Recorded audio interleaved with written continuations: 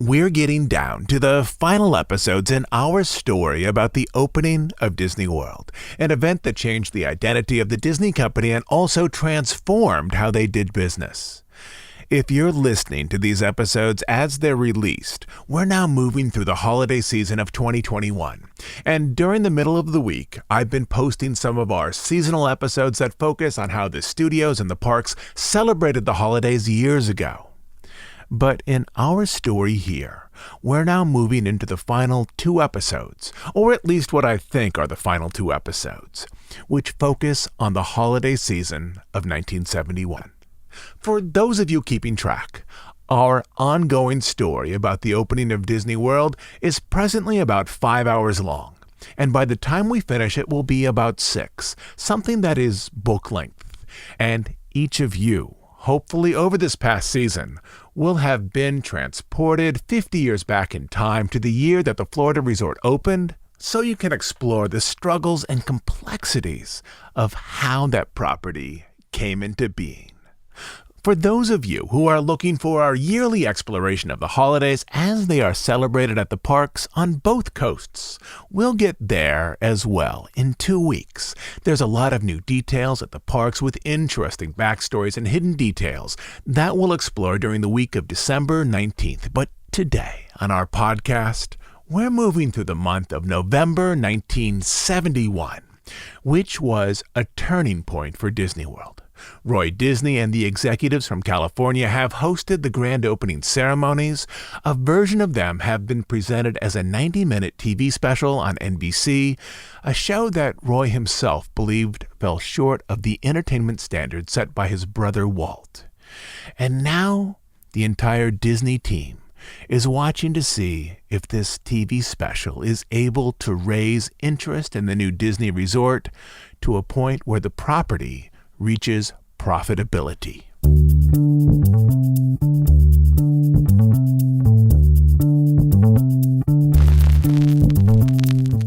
Early returns on the grand opening special set the audience somewhere between 68 and 80 million viewers, with the possibility that it might be slightly higher. These were solid numbers that ensured that millions of families saw what the resort had to offer. Even with missteps in the program's execution, this level of viewership, with luck, would translate into higher attendance levels. On Sunday, October 31st, Halloween, attendance swelled to make the Magic Kingdom appear busy. Local papers guessed that the park held over 40,000 guests, though more likely guests were simply wandering through the park with an admission ticket and not venturing on many rides, which made the park appear busier than it was. According to park records, actual attendance was 21,392. Still, with the increase in visitors after the TV special, officials noted that, quote, most of the automobiles in the vast parking lots had Florida license plates. Likewise, those who operated the Florida Turnpike saw only small increases in traffic. Quote, we noticed a little pickup on weekends and special days, explained Turnpike manager Sam Oswald. However, we were going to wait until after the long Thanksgiving holiday before we count all our eggs. Despite modest increases in attendance, Dick Nunis faced the press with an attitude of aggressive optimism, believing that high attendance numbers over Thanksgiving and Christmas would redeem the park. He repeatedly put forward a vision of robust expansion goals to meet crowds that hadn't yet materialized. Quote, we have a lot of dreams, he told one reporter, and a lot of land to dream in. We will continue to build this Magic Kingdom in a way the community will be proud of, and we will strive to make it as good as people expect it to be. He pointed to resort areas soon to open, such as the initial 230 spaces at the Fort Wilderness Campground. But even with some Phase 1 areas not yet opened, he discussed costly expansions beyond those projects presently being built.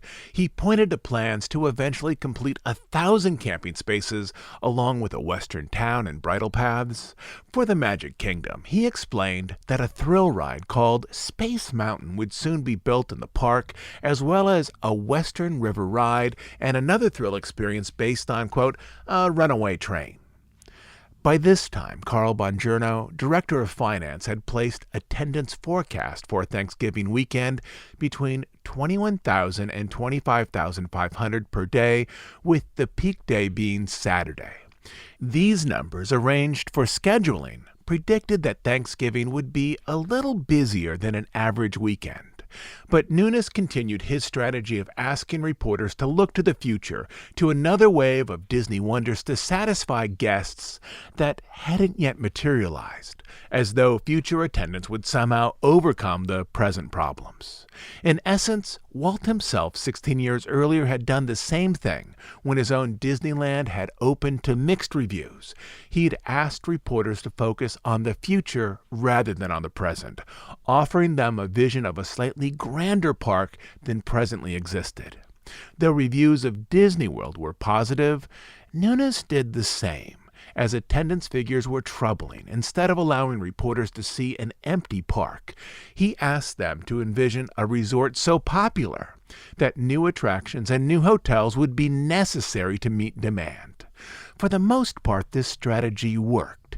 In papers across the country, the image of Disney World was one of robust expansion, with articles listing a new slate of attractions soon to be built. Reporters painted a picture of a growing park, suggesting that the resort was already so popular that it needed more rides and hotels. As more customers clicked through the turnstiles, Roy's confidence in the Florida resort increased, seeing that the resort would likely expand in the future.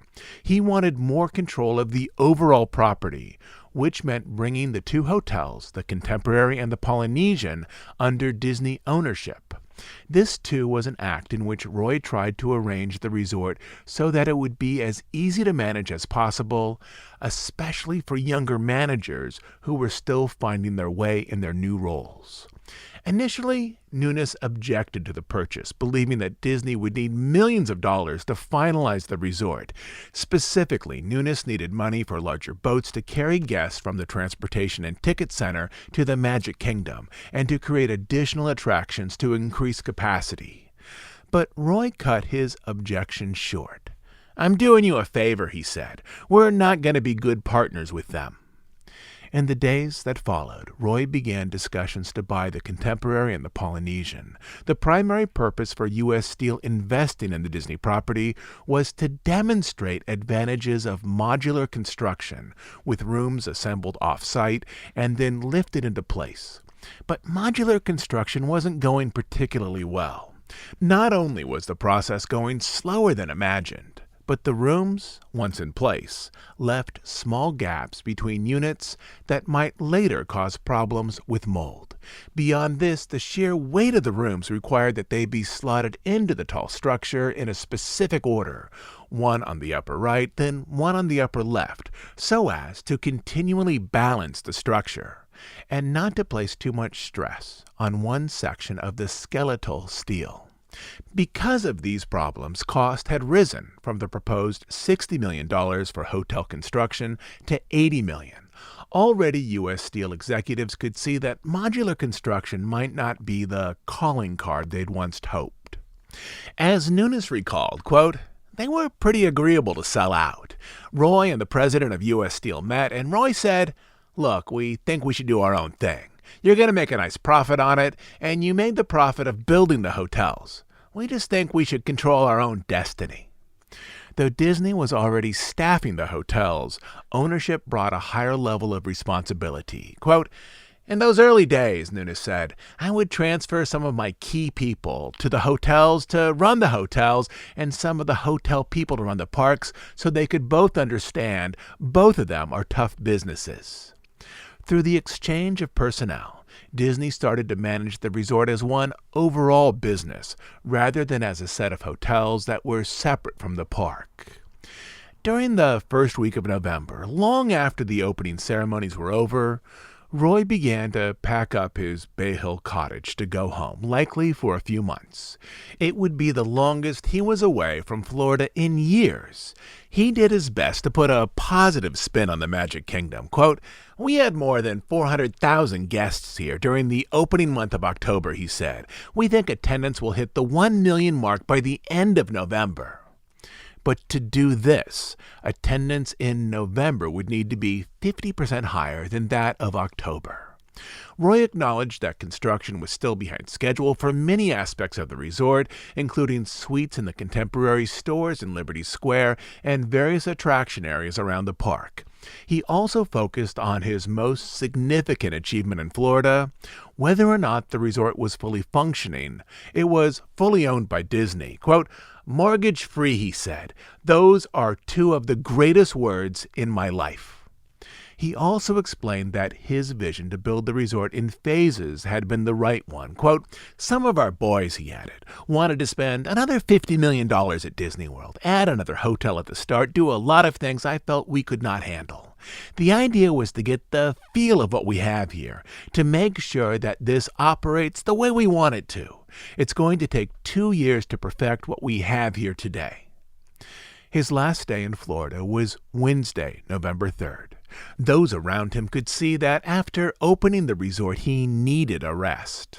5 years earlier, he'd entered the project with a sharp mind and a deep well of energy. In recent months, some close to him had commented that his memory was flagging. At times, as business deals grew complex, he felt as though he didn't understand all of the details required to manage the layered plans around him. He used language that created a picture of control, but the locus of control now rested more with those around him. Roy himself wanted to move into a type of partial retirement, but when asked, he told everyone that he'd return to Florida soon. "After the first of the year," he added. With Roy back in California, Nunes and others focused largely on projects that would improve operations at the resort, particularly if the park drew large crowds over the holidays. They hoped that 4 more monorail trains would soon be on the Beamway, along with another sidewheeler to transport guests across the water. The largest project, however, concerned 2 ferry boats, each capable of carrying 500 guests between the Ticket and Transportation Center and the Magic Kingdom. Along with this, Nunes hoped to open the first wave of campsites in Fort Wilderness before Thanksgiving. The goal, as arranged by managers, was to have as many areas as possible open before the holiday weekend. This included a handful of attractions such as Flight to the Moon and the Circle Vision Theater, along with more restaurants. To staff these new areas, including the campground, Disney announced that it would hire another 2,000 employees. 1,700 would be permanent positions, with the other 300 part-time or seasonal. This, ideally, would bring total employment at the resort from 6,300 to 8,300. Once again, the resort was especially short on experienced cooks. Before the resort opened, Disney had modeled food sales based on business hotels similar in price range to the Contemporary and the Polynesian. But during the first week that hotel rooms were open to general guests, they discovered that families, particularly with growing teenagers, ate far more and far more often than business travelers, which placed additional burdens on the already limited cooks.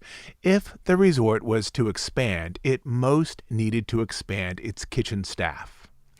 Disney expected most out-of-state visitors to arrive by car. As an extension, they believed that the Highway Patrol would be the first to inform them of increased tourism to the area.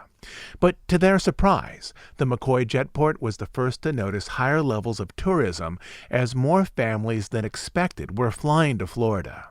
Airport manager John Meacham explained that, quote, "Normally, any change in the kind of people using the terminal is gradual. This wasn't. One day the terminal was all businessmen, either boarding a plane or disembarking. The next day it was a picture of vacationers." A breakdown of aircraft activity during this period supports his impression of increased leisure travel.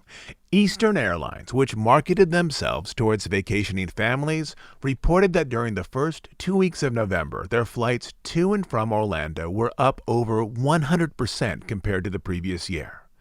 As the jetport was relatively small, the overall uptick in visitation was also small for an attraction the size of Disney World. But resort managers hoped it was a sign that additional tourism would expand in the weeks to come. The next piece of good news came from the Orlando Chamber of Commerce when they announced 2 weeks before Thanksgiving, that area hotels were 95% booked for the holiday. With this, the chamber was ready to engage plans that had been initially conceived for the October 1st opening of the Magic Kingdom, namely to refer visitors to hotels up and down the coast, including some as far away as Daytona Beach. Beyond that, the resort received its third piece of good news during the third week of November, as it hosted its first large convention.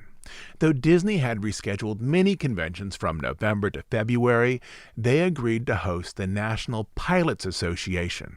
In part, this was arranged through General Joe Potter, who was friends with its vice president.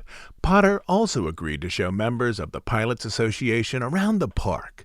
The 400 members descending on the resort represented the largest organized group so far to visit the hotels and to test the newly trained catering staff managed by Disney. Quote, "The meeting was so successful and so popular," one observer noted, "the group's vice president began negotiating with Disney staff for the group to return next year." The success of this convention bolstered the confidence of Disney managers that they would be able to effectively handle other groups later in the year. A few days later, on Friday, November 19th, the resort held its second large convention, this time for 750 Shriners, who agreed to keep their dates even though the convention hall at the Contemporary was not yet finished. Instead, they met largely outdoors. For dinner, across 4 tables, they held a buffet around the Contemporary pool. For presentations, they met in 2 massive tents set up next to the tennis courts. On Saturday, hundreds of Shriners, each wearing a red fez hat, paraded down Main Street to celebrate new members, an event led by the Disney World Band. The use of Main Street was likely a concession to compensate for the unfinished convention hall. These events, too, were well received. Though hotels throughout the greater Orlando area were mostly sold out for the Thanksgiving holiday, Disney managers still didn't know exactly how this would translate into park attendance. They assumed there would be a noticeable rise compared to a typical weekend. Since the grand opening special aired on NBC, attendance on most Saturdays hovered around 28,000 and on Sundays around 20,000. Executives didn't know how much or how little the rise in hotel reservations would translate into ticket sales at the Magic Kingdom. Under the assumption that crowd levels would, for the first time, produce long lines, at least at some attractions, Disney scheduled bands throughout the park to lower demands on various rides. In all, they scheduled 10 bands or musical shows throughout the park, from the Steel Drum Band in Adventureland to Randy Morris on his bicycle piano on Main Street. A few bands were also fairly well-known acts outside of the Magic Kingdom, such as the Friends of Distinction, who had a record released from RCA that placed in the top 5 on the Billboard chart, and the Scruggs Brothers, which featured Randy Scruggs, who would later be named Musician of the Year by the Country Music Association. All of the musical acts and shows, including the Diamond Horseshoe Revue, could be enjoyed with a simple $3.50 park admission ticket. No one expected the Thanksgiving crowd to begin on Monday, days before the school holiday. And as a result, the resort wasn't ready for the number of guests who arrived. For weeks, the Magic Kingdom had seen a sharp drop-off in attendance between Sunday and Monday, with Monday being one of the slowest days of the week. For the previous month, Monday attendance had hovered between 11,000 and 15,000. On the Sunday before Thanksgiving, attendance levels were very much in line with those of previous Sundays. In fact, they were slightly lower. Disney managers expected crowds once again to go down on Monday. As with previous Mondays, they planned to only open a portion of the parking kiosks and partially staff food service areas. But when parking managers arrived to work on Monday, they saw cars lined up to the edge of the resort.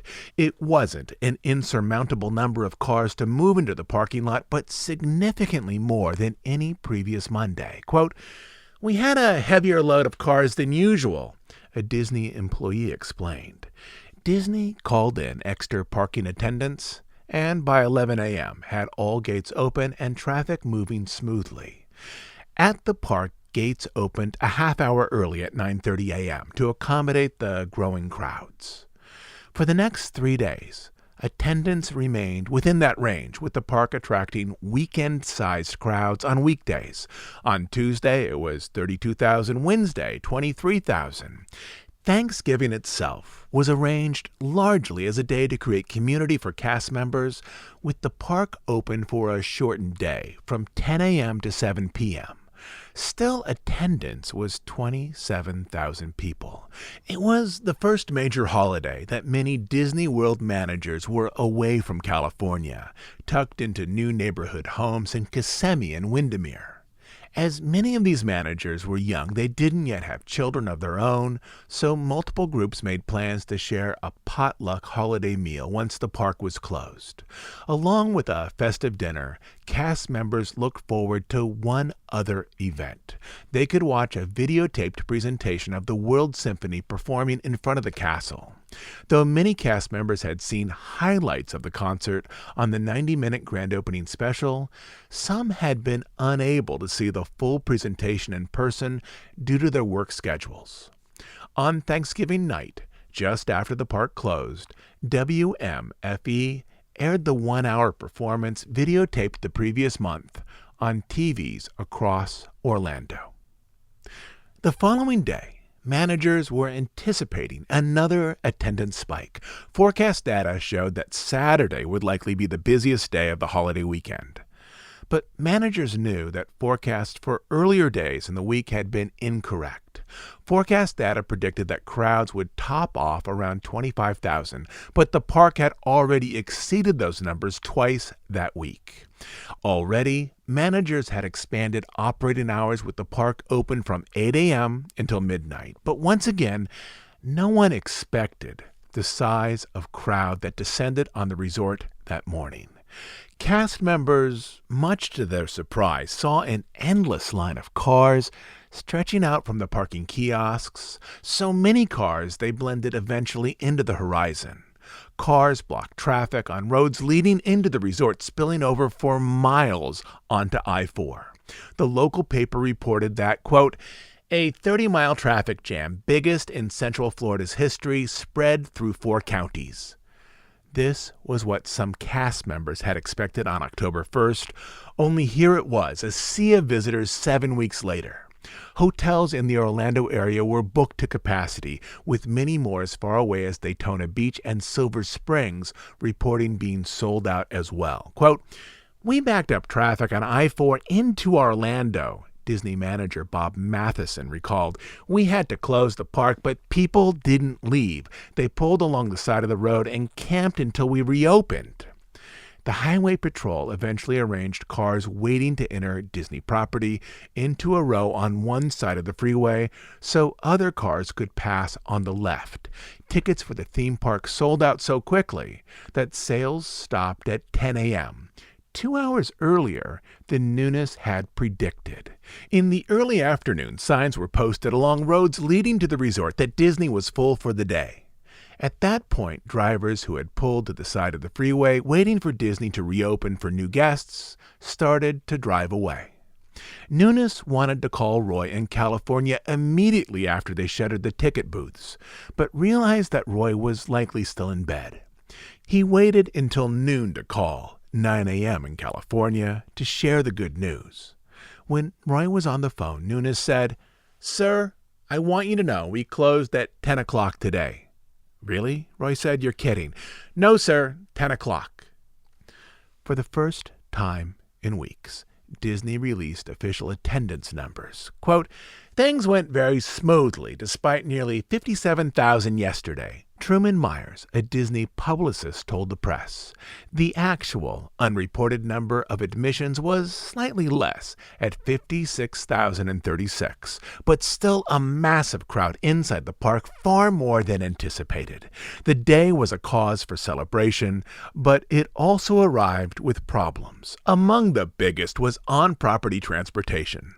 The boats had problems navigating the waterways. There were too few monorails to accommodate guests. Quote, Even the trams they used in the parking lot that were supposedly engineered to last 100 years were used, but they failed. Disney transportation manager Ted Kellogg explained. They stalled out under the water bridge near the Contemporary. People had to get out and walk. Another problem was food service. By the time people walked into the park, they wanted food immediately. Quote, people just get irritated when they have to stand in line for an hour and a half to get a hot dog, Nunes explained. Unlike holiday visitors to the California park, holiday visitors to the Florida park wanted to eat before leaving, as they'd now seen how few restaurants existed outside of the Disney property. This led to long lines for food service in the late evening as well. But Nunes also saw the potential as the park was selling over, quote, 18,000 popcorn boxes in one day, an item that was nearly pure profit. Around the park, Nunes thought of himself as a field general and tried to handle problems as they arrived. He worked with resort transportation, food service, and parking. But he also knew that with the park's first big day, quote, there's going to be a learning curve. Initially, Disney managers believed that Friday crowds would return on Saturday and Sunday. They also hoped that with increased visitation, the Magic Kingdom might receive its 1 millionth guest over the weekend. But neither of these things happened. Images of that line of cars were featured on the front page of many Florida papers. They were also presented on the evening news. The manager of a nearby Howard Johnson's Motor Lodge explained that some guests, quote, vacated rooms a day or more early, apparently discouraged by the confusion on Friday. The success of Friday, as it turned out, kept some people away for the rest of the weekend.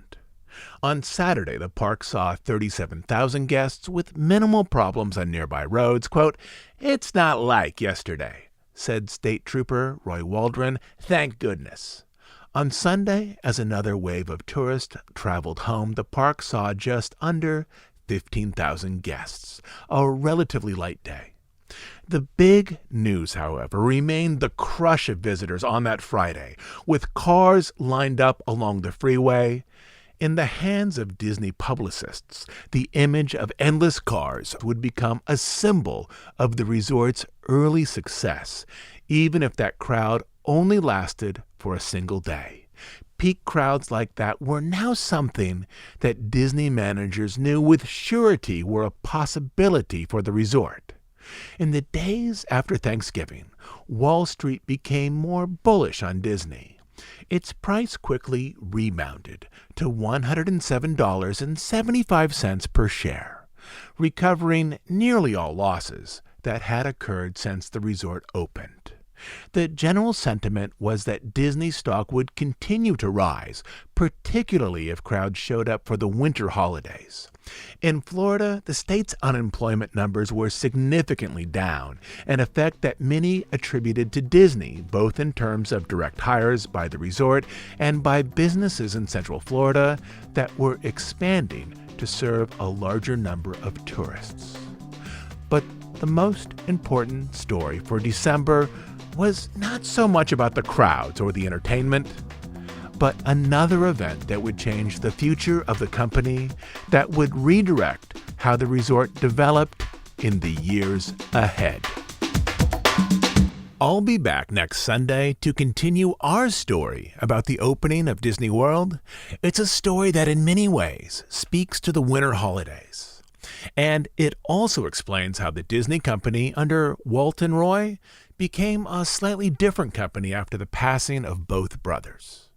And in the middle of this week, I'll post up another seasonal episode as a way of keeping the holiday spirit around us. Lastly, as you probably know, we're an ad-free, listener-supported podcast. Without subscribers, we would simply cease to exist.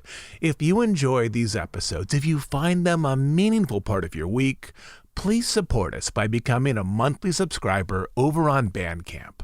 On Bandcamp, you'll find dozens and dozens of extra episodes. But the best reason to subscribe is to make sure that this podcast continues to exist. You can subscribe at dhipodcast.bandcamp.com. I'll also leave a link down in the show notes. Here's hoping that this season is good to you and that you're able to spend time with family and friends and doing activities that you love. Until next time, this is Todd James Pierce.